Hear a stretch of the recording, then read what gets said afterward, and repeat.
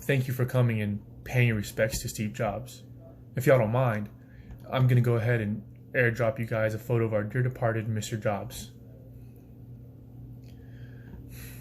That was Steve with the first Apple technical team before his dream of this magnitude became the reality before us. One of the hardest things to accept about Steve's passing is that we are reminded of him literally every day. Every time we tap on our touchscreens, we also tap into the legacy of a great man. Every time we eat an apple, we remember Apple and its gregarious founder. Today, we are gathered here to celebrate the life of the man who spearheaded a technological revolution unlike one the earth has ever seen. He was an innovator and a genius now lost to the inevitable grip of death. A genius who never failed us in his skills of design, presentation, or his dedication to the turtleneck. Without Steve, there would be no iPhones. Without iPhones, the internet we love today would not exist.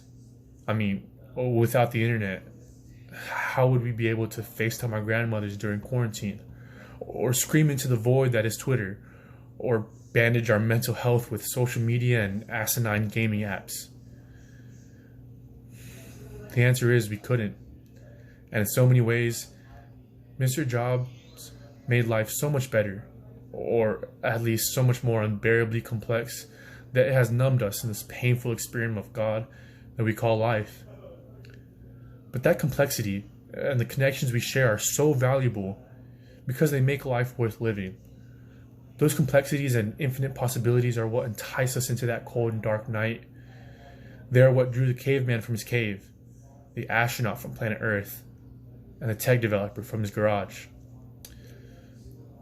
Speaking of unbelievable complexity, Steve leaves behind his company, which he founded in 1976.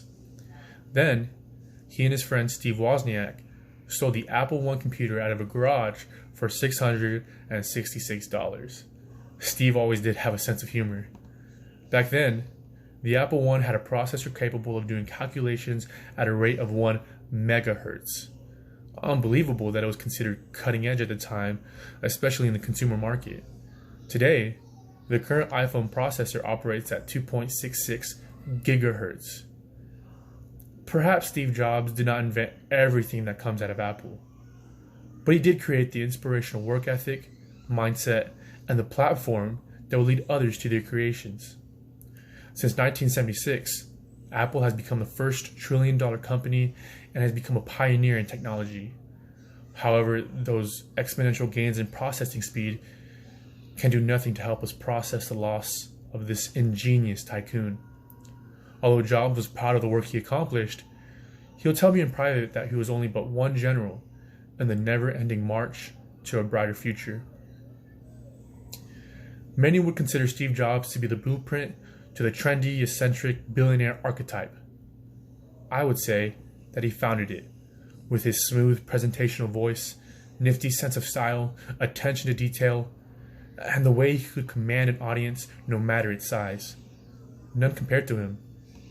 Mr. Jobs was always dedicated to his computers, but he was just as dedicated to his wife, Lauren Powell Jobs, who is one of the richest women alive now.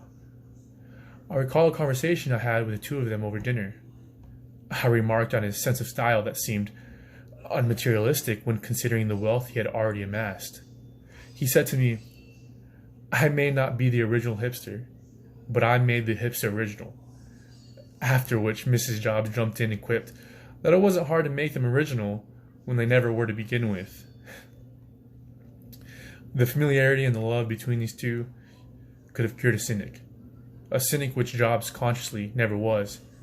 He said he owed this optimistic outlook on life to the psychedelic experiences he had abroad in his younger days.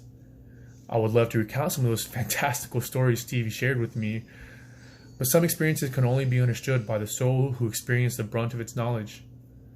Though what I will share with you is a phrase I would often hear him repeat: live as if the future is already happening, because it is.